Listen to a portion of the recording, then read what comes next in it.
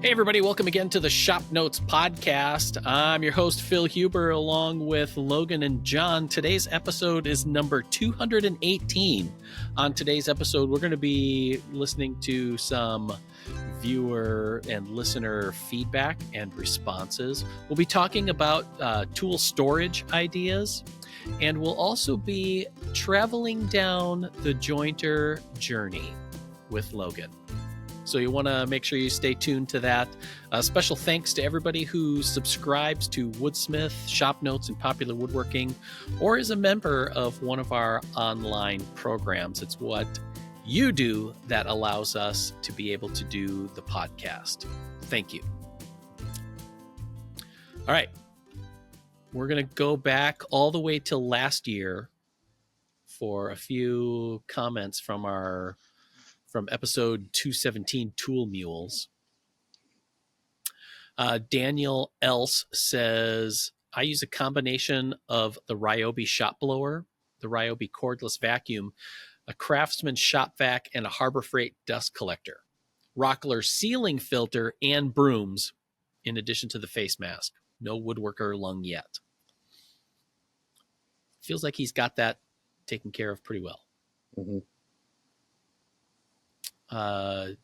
Dale Sighting says ShopSmith sells the shorter version. Okay. We had talked about for turning or using as a dedicated sander. Okay. Yeah. Yeah. Puppy Doc, Bob chimes in. 2024 lessons learned. Don't buy Logan's sawmill. Actually, I'm loving it. Actually, I'm loving it and having fun. My wife was hoping the neighbors would complain. We live in a neighborhood with an HOA. Oddly, all the neighbors seem to love it as much as I do, and they don't get to play with it. Michael Thompson has a question for Logan.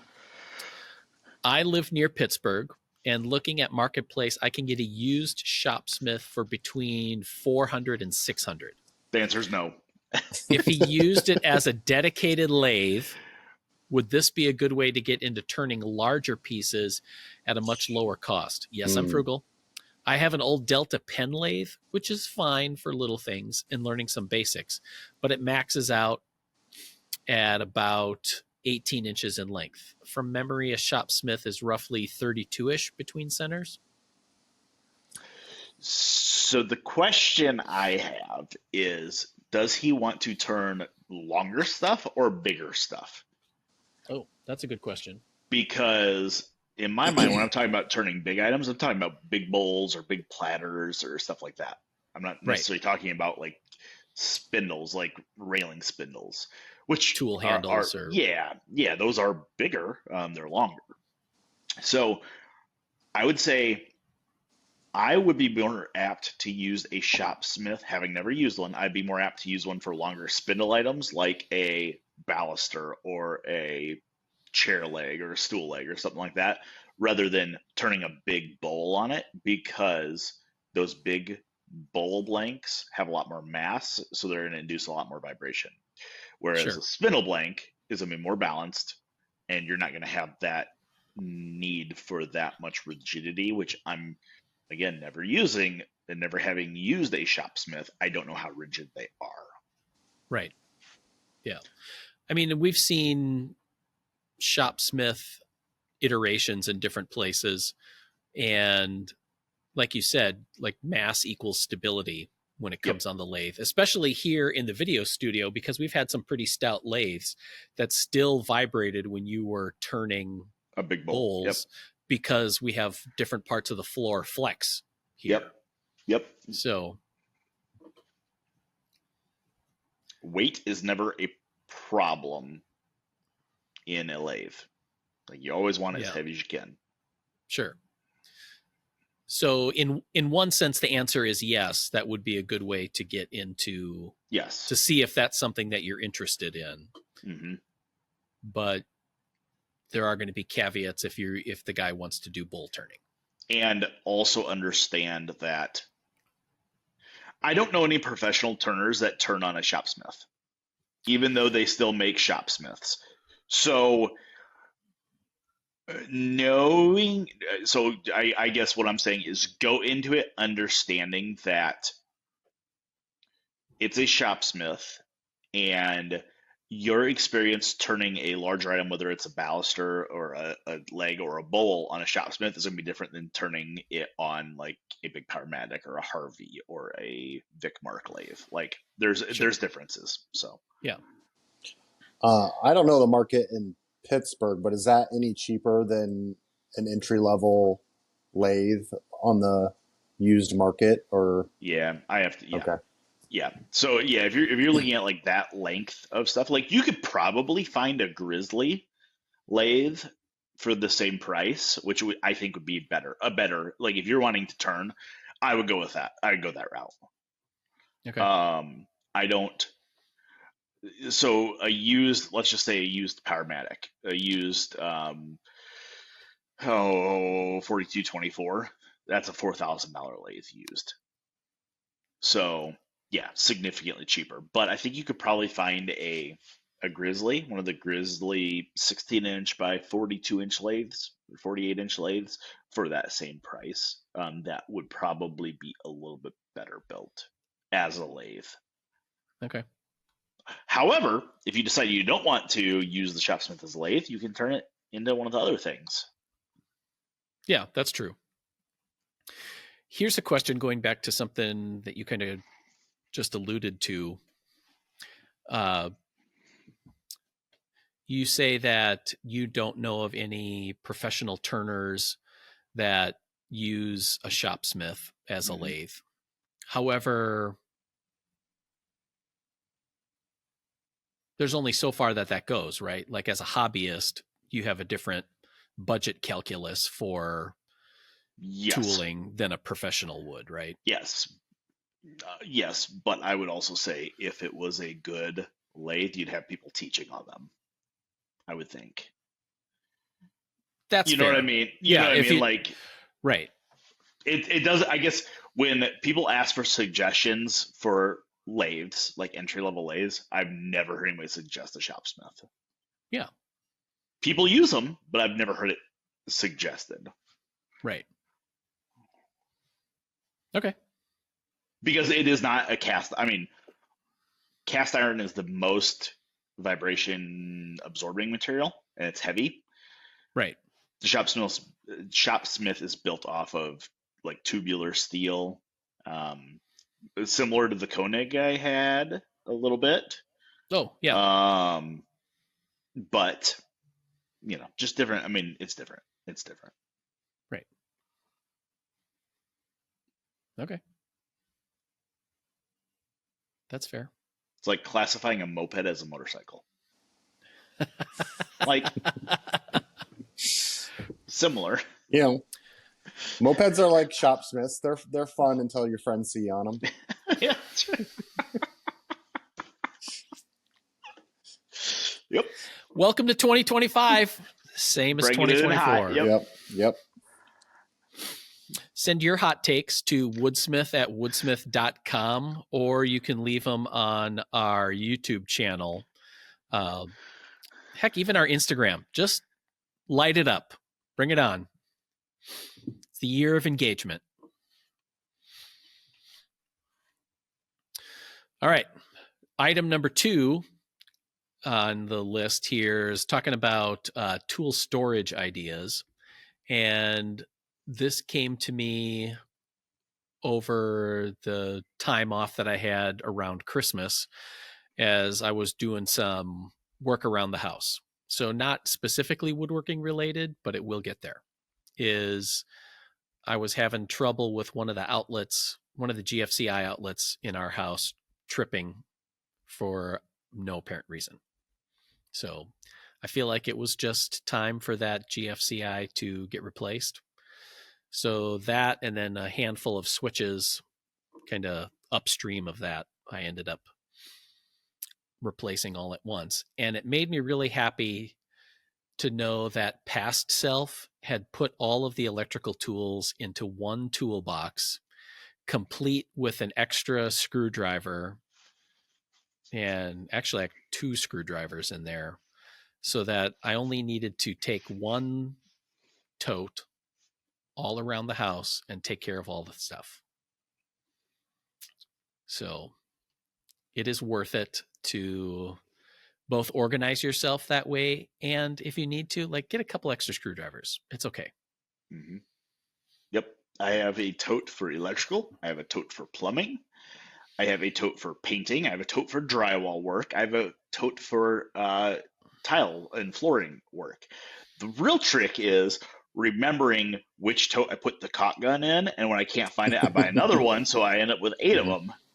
Right. None of them where they need to be. No. Nope. Mm-hmm. Yeah.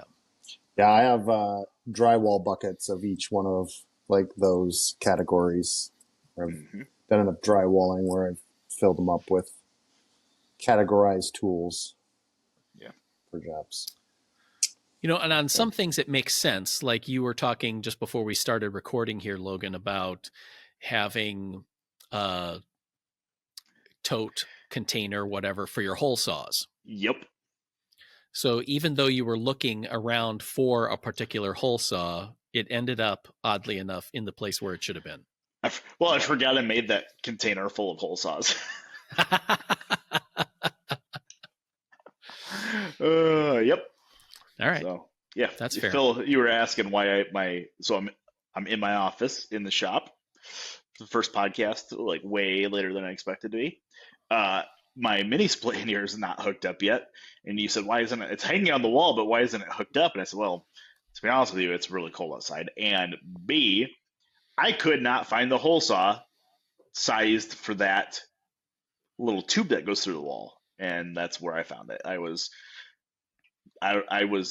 looking for something, and I found this tub, and I was like, oh, look at all these hole saws I put in this tub, and that was where the Mr. Cool hole saw was. Weird. Oh, I know. Now it's just way too cold to go out and do that. So, right. Yeah. It'll come. The sun is out today. There's a feeling of optimism all the way around. Yeah. The days are getting longer. Right. Last year at my birthday, I found at a local antique store called the Picker Nose a set of rifflers, which is a very specialized tool, admittedly, but are super fun to use and really handy. So this set is the Iridium set made in Italy. I think there's 8 of them. I'll put a photo on the show notes page here. And I wanted a place to keep them. So I made a little wood box out of some white pine with a sliding dovetail lid. So it's just made out of a single piece. Put those in, slide the lid on. And I even did a little carving of a riffler on the front. Mm-hmm. So just one of those things about having dedicated storage, because the little rifflers, you know, you'd only use like 1 or 2 on a given project, and then they're very easily migrating into different corners of the shop, and then pretty soon you don't know where any of them are. Mm-hmm. So, and they're self-sharpening in that box. Right. So there's just enough room in there for them to move around, and if I jaggle the box around, yes, they will rattle, but for the most part, they're okay. And then for all the Harry Potter nerds out there, riffler rhymes with niffler. So I got a little niffler that I carved on the end. I thought that was a seal of approval or something. That was a seal. But that makes sense. Yep. There you go. All right. Segment 3, today's episode. John and I were both delighted and horrified over the Christmas break to get a message from Logan on our group chat that says, "Don't worry, it's okay." And then it was followed by a photo of a trailer that had a snowplow attachment for your skid steer and what appeared to be a large format vintage jointer that looks suspiciously like your Towsley, but is not a Towsley. Oh, man. Okay. So you guys were horrified to get that message. I got a message. I got an email okay, on Christmas Day. Okay. This email comes in about, I don't know, 1 o'clock, 1:30, 2 o'clock in the afternoon. Sitting there, kids are playing with all their toys that Santa brought them. I'm sitting there working on my computer, and this message is about the Towsley that I have. Okay. So I'm pulling up the message. You guys just hold on a second. So basically, I bought this Towsley 2 years ago. I bought it in July of 24. Okay. Uh, and I immediately brought it into the office, started taking some photos on the restoration. Okay. Published that article, had a lot of comments about it. And then kind of nothing happened with it because it needed some stuff done to it. Okay. And I needed to get a new cutter head. I needed to have bearing blocks cast. It's been a slow burn. Okay. And this is what we call simmering. In the meantime, Colin, my digital editor, had published this article online. Gets a lot of traffic. This article in particular gets a lot of traffic. So this is the email I get on Christmas Day. I'm not going to use this gentleman's real name. What should we call him? Let's call him Aaron, because nobody likes Aaron Rodgers. So that's somebody that everybody can agree that we don't like. Okay. Hi, Logan. This is Aaron.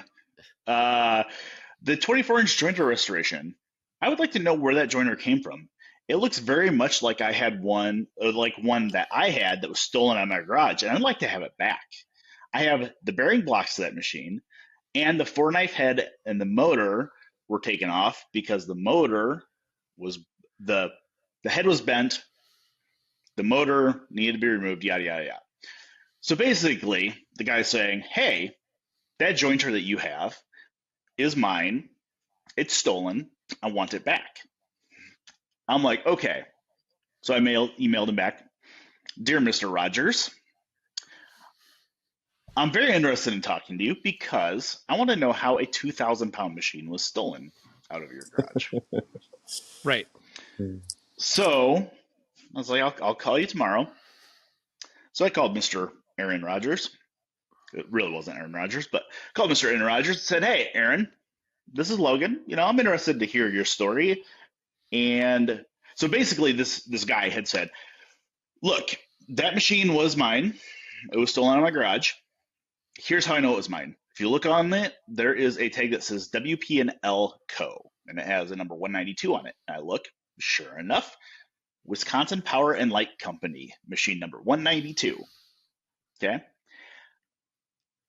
I said, "This is interesting. Like, how was this stolen?" Because I bought this from a gentleman up north of me, and it was, if I remember right, he bought it as part of a machinery lot, and he didn't want this one. He had several other big joiners. He's like, if you could get a hold of that guy and let me know how, where he bought it from. If it was an auction house, I could track down all the stolen machine. I was like, all right, let's back up, Aaron. How did these machines get stolen? Okay, because this is very interesting to me. This is not a small machine. This is a very, very large machine. Yeah. One does not back up a small trailer in somebody's garage and drive off with this. No. And at this point, it's quite clear that, this guy knows everything that's on it, tag wise. He knows the stuff that was broken on it, all that stuff. Okay. Very clear that at one point, this guy owned this machine. This was in Cedar Rapids, which is 2 hours east of here. And so basically, I'm going to abbreviate the story. The gentleman and his ex-wife had gotten a divorce. The machines were in the garage. He was given X number of days to get them out. He did not. So she sold them.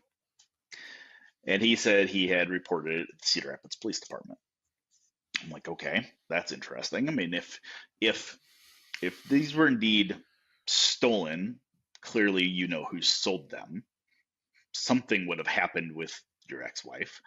I was like, that's interesting. I was like, well, Aaron, here's the thing. I was like, if this is a stolen machine, obviously I have no right to it then, even though I bought it. However, at this point, I have, you know, basically $6,000 wrapped up in this between buying the machine and the cutter head and all that stuff. I was like, so, quite clearly, I have this cutter head. It's a brand new cutter head. It was, close to $5,000. I was like, I need something for that, because this is the only machine that fits on. Like, I'm not worried about the jointer itself, because if it's yours, whatever. I was like, we'll figure out something. So the next day, I I I found this gentleman's ex-wife's name. There is a long list of public court documentation that has both their names on it. All right. And found out that we have some mutual friends from Cedar Rapids that knows the ex-wife. So I called her, talked to her. I said, "Hi, Mrs. Aaron Rodgers. Sorry to be calling you, but I want to know, what the story is." So basically, the story is that this gentleman was given 30 days to get stuff off the property. She offered him 90 days. Almost 2 years later, she was wanting to move and sell the house, and this stuff was still there. So she sold that all at that point. So I called Mr. Aaron Rodgers back the next day and said, "Hey, Mr. Aaron Rodgers, I spoke to the Cedar Rapids Police Department, and in their minds, this was not a case of stolen property. This is a case of abandoned property. And speaking to friends that are in the legal field, they said that this is what is considered a dissipation of assets." Okay, so a dissipation of assets is one portion of a divorced couple sells assets that were jointly bought with the couple's money during the time of marriage that was then sold. And legally you have a right to half that money that she sold it for, but it's not stolen property by any sense of the imagination, like legally or whatever. And Mr. Aaron Rodgers is like, "Nope, I'm sorry, I don't agree with you. In my mind, that is my machine and that is stolen." I said, "Well, I'm sorry, Mr. Aaron Rodgers, that is not the case. This is not stolen machinery. You cannot call this stolen machinery. It is not." So that's where Mr. Aaron Rodgers and I left this. Okay. Now, in that time, that was maybe a 4 or 5 day span, I started looking at like, well, I mean, yeah, if this guy had this machine stolen from him, I'd want it back too if it was mine. Okay. However, I started looking around to see what there were out there for vintage joiners, just as one naturally does. Right. Yeah. Because why would you not? I mean, yeah, I can't get rid of one vintage joiner and not have another. So I found a 16-inch Moac jointer. Okay, Moac made joiners. Actually, Moac was in business up until 2020. They made machines up until I think the 90s. They started in the 20s, made machines up until the 90s. Parts were still available up until 2020. Somebody was making parts or selling parts for them. Anyways, I found this machine in Omaha, Nebraska, and it's a tripod. So it's a 3-legged jointer. So would that be the far side, the outfeed side, there are 2 legs. There is 1 leg on the infeed side. And it's in beautiful shape. It is in absolutely beautiful shape. The gentleman and his father that had it, it was not stolen, I asked. And it was a family friend's cabinet shop had closed. So I specifically asked if it was stolen. And yeah, he had it in his shop. It was not in use. The shop I got it out of was it was a woodworking shop, but it was not set up to run in there. They had a lot of other things they're storing. He rented the space and stuff, so there's a lot of other stuff in there. But I drove out there and I picked it up. I got it for what I consider is a fair price for the jointer, knowing full well that I'm going to drop quite a bit of money. I am going to put a helical head in it. And the whole reason is that I have a problem, and that it is, I believe, a nicer size for my shop. Okay. Because I bought that jointer before my shop was done. Right. The Towsley. I did buy that jointer before my shop was done. This 16 inch is a nice size. It will fit nice, perfectly adequate. Yes, it's a very average size jointer, and it will fit next to my planer with the infeed or out the infeed bed over top of the planer motor. So like they'll kind of nestle together nicely. Okay. So I did drive out and pick that up. And I picked that up for two reasons. One, it was a great price and it's in very good shape. It does not need anything to run other than a VFD put on it. It honestly, it has oiled bearings on it. So either I need to oil the bearings or I just need to tear apart and put new bearings in it that are permanently sealed, which I will probably do when I get a helical head for it. So I'm not going to do that right now. But there is still a possibility that I'm going to get rid of the Towsley jointer. And here's the reason for that is there are, that we know of, there are 4 of those Towsley jointers in existence, that size. Right. Okay. One of them just recently got finished restoration, and it was sold to a gentleman in Colorado. So that has the original straight knife head in it. So if that gentleman in Colorado is interested in purchasing the helical head I had manufactured for mine, then I will get Mr. Aaron Rodgers this Towsley jointer back in trade for a South Bend lathe that he has.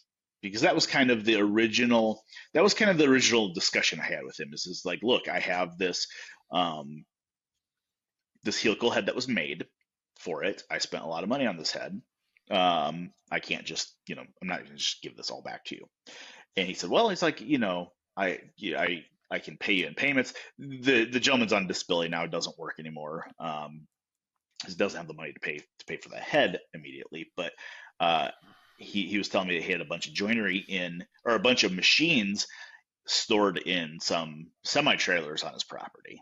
And then he said he had a really nice South Bend lathe that had been restored in one of them. And I said, well, I'd be willing to trade you that for this helical head. And he said, oh yeah, absolutely. That sounds like that'd be great.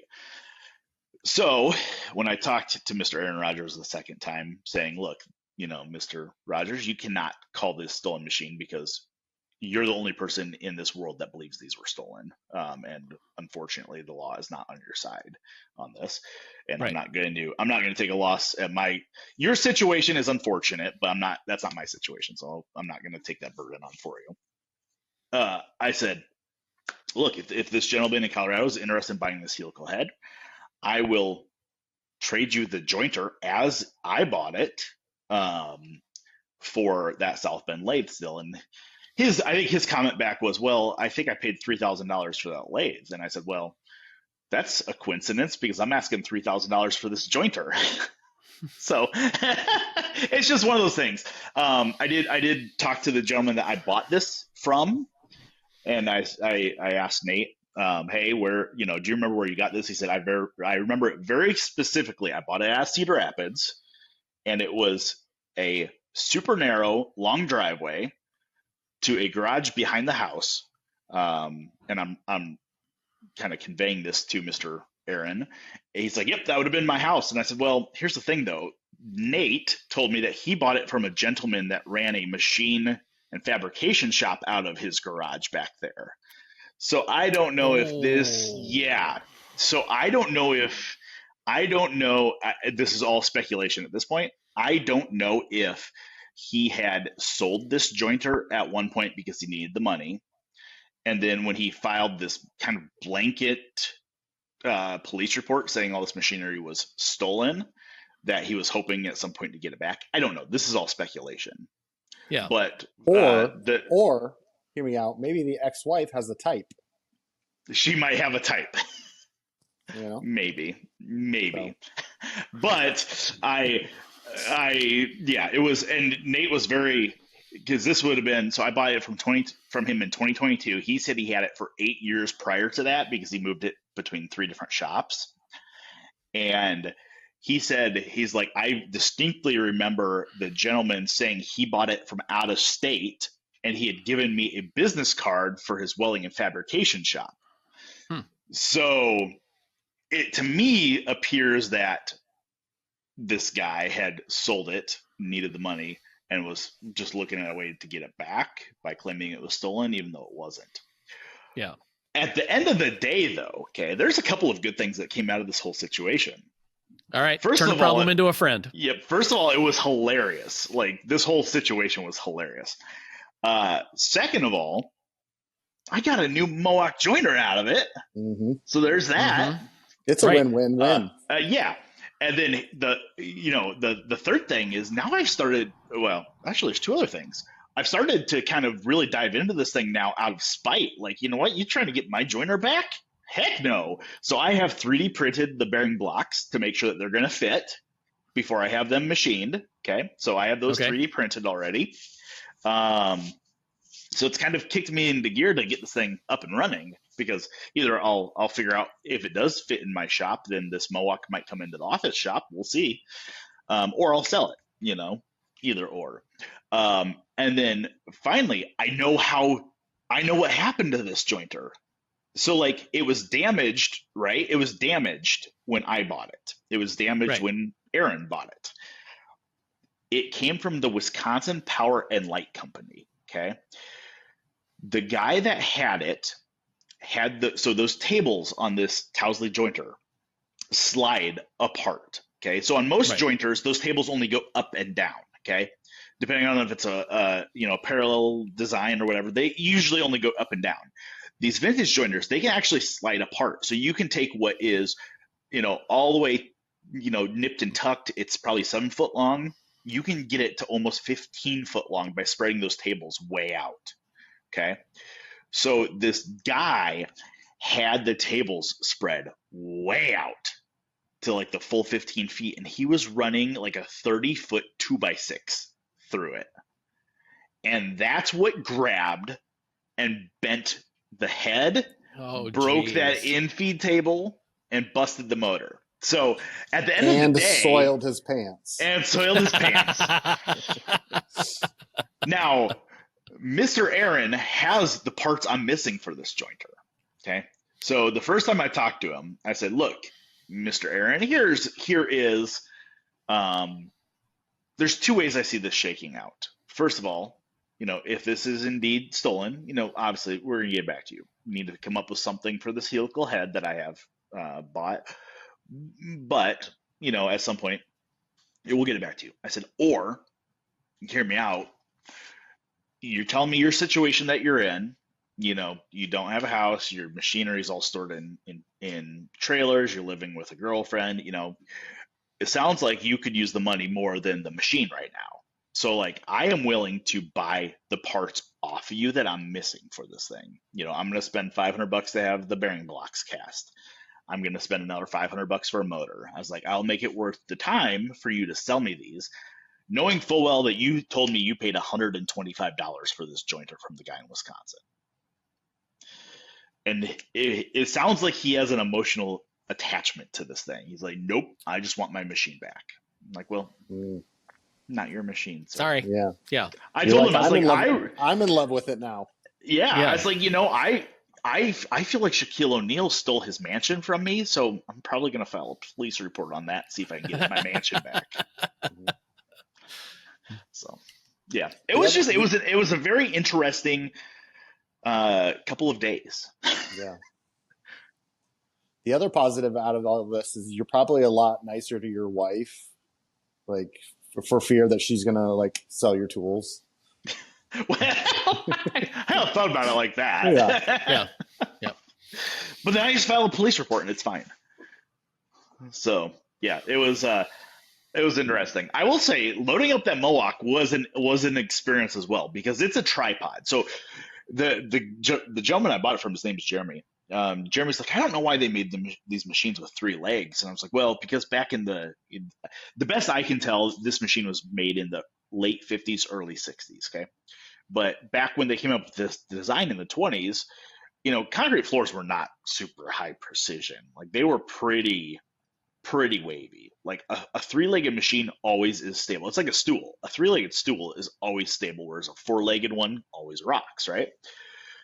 But God, that makes it a pain in the ass to move this machine, because how do you pick this thing up? I mean, this thing weighs 2,000 pounds. Right. So he had an overhead chain hoist on an I-beam. I'm like, Okay. oh, cool. We'll pick it up. I'll back the trailer under it, drop it down. No problem. Well, there was way, way, way too much stuff in the shop for me to back that trailer in there. Mm. Like it would have been on the tailgate of the trailer, and like no bueno, right? So we used the chain hoist to lift it up, put the pallet jack underneath it. The pallet jack so the two legs were sitting on the front end of the pallet jack. At the tips of the fork was the one leg that we put a 2x4 across. Then we were able to jack it up, and the trailer I used is a hydraulic drop bed trailer. So you press a button, the entire bed of the trailer lowers to the ground so you can roll pallet jacks into it. Okay. So we rolled it up into there. Then it's like, well, shit, how do we get this pallet jack out from underneath this jointer? So we're like, well, I got a jack in my truck for changing like a flat tire. So I started jacking this jointer up with 2x6s under it and stuff. It was a whole thing. It worked though. It's here. It's beautiful. I'll be able to move it with my pallet jack pretty easily. It was a thing. And it's in such great shape too. It is. It is truly in. Like, I don't think it's been repainted at all. A lot of times you find these older machines, and at some point during its lifespan, somebody had repainted it. And most of the time it was like, hey, machine operator, we're slow for 2 days, so I need you just to repaint this thing so I can keep you employed and, keep paying you and you can do something productive. So most of the time they are not what I would call high quality paint jobs. Right. This one is all original. It has tags on the front from, oh God, like the national, I don't remember what it was. It's like the National Lumber Wellness Association or something. Like it's a very, very cool machine. It does have a guard on it. The one thing I don't understand though, and I don't know that this was standard, the on-off button is on the back side of the jointer. Huh. So it's not on the front where you'd expect it. So you got to walk behind the jointer to turn it on, and then you got to walk behind the jointer to turn it off. But it does have a blade guard. 2 keys. Yeah, it does have a blade guard. So it'll be cool. All right. So to sum up, for those who have just fast forwarded to this point, you are in now possession of a 24-inch jointer that we shall say is in process. Yes. And a 16-inch jointer that feasibly could be fired up with the addition of tomorrow with a VFD. Yeah, 100%. In your ideal scenario, are you ready to kind of like cut your losses on the 24 and move the 16 in? Yeah, probably. At this point, yes. Just because of how much room it's taking up out in the shop right now. Yeah. And it's a big project. Like, it still is a big project. Oh yeah. Yeah. Like if this gentleman in Colorado wants to buy this head off me for what I put into it, I mean, I'd even take a loss on that head. Then I don't have to invest any more money into it. Now, with that all said, I will probably be about $7,000 into this planer or this jointer altogether. Okay. Yeah. And that's a lot of money for a jointer. That's a lot of money for a jointer. I mean, you could outfit an entire shop with new tools for that. But to buy a brand new 24-inch jointer, it's $30,000. Like, it is very expensive. So the one that was recently restored by one of our subscribers, this exact jointer I have, he sold it for $10,000. That was with the original straight knife on it. Oh, so I figure with the helical head, it's probably a $12,000 jointer. So I'm still money ahead if I do restore it and sell it. But there's something to be said for just, I mean, there's something to be said for not having it sit here. Yeah, there's the opportunity cost of like, do you want to invest that time that's necessary in order to turn it into a $12,000 tool? Yeah. And so I print off these bearing blocks. So the next thing that needs to happen, now that I have the helical head here, The next thing that needs to happen is the bearing blocks need to be made. Now, I was going to have those cast at a foundry down in Mississippi. And then I said, well, I'm on the advisory board for the University of Northern Iowa's technology department. Like, they have a casting club. Like, they could cast it for me. And so I was down that route for a while, and they were moving buildings, yada, yada. That never came to fruition. So I'm at the point where it's either I have them cast in Mississippi, or after I 3D printed these, I was like, I could just drive these over to a machine shop in town and have them milled out of a solid block of steel. Like, I don't know that there's any reason to have them cast versus machined. Yeah. You know what I mean? Right. I don't think there is, and it would be faster just to have them machined. But that's the point I'm at, is now the bearing blocks need to be done, and I can start painting, stripping and painting. So, however you need, whatever you need to do to pay for this. Make ends meet. Yep. Oh man. But yeah, I don't know. I think looking at it, the 16-inch seems like it's a more appropriate size for the space I have. I could rearrange some stuff in the shop and have the 24-inch fit. Right. The whole thing, this whole conversation would definitely be different if I didn't need to move photo equipment around and take photos.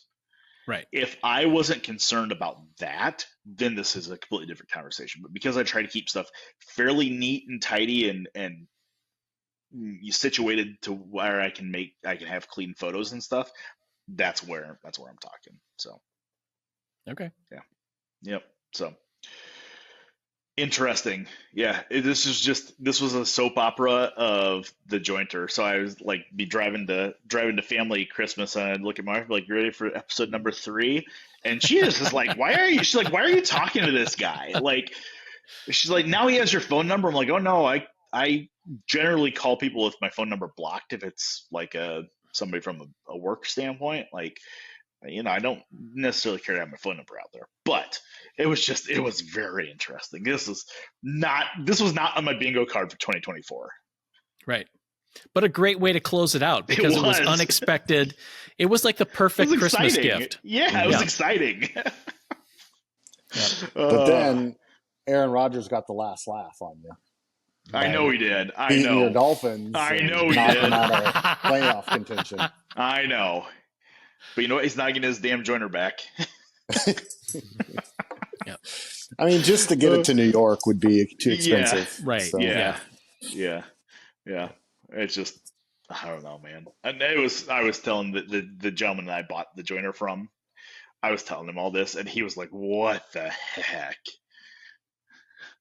Well, because legitimately, I was like, well, I mean, if this was all stolen from this guy, like if he went out of town for 2 weeks on a vacation and came back and his shop had been broken into and somebody stripped it, like, I get it. And if it was sold through an auction house, they'd have paperwork and I was trying to genuinely help the guy until I realized that he was trying to take advantage of. He was reaching. Yeah, he had his hand out. Yep. So, yeah. All right, you've heard Logan's cautionary tale. I would love to hear if you have any cautionary tales out there on buying a tool and maybe the deal went south or who knows what.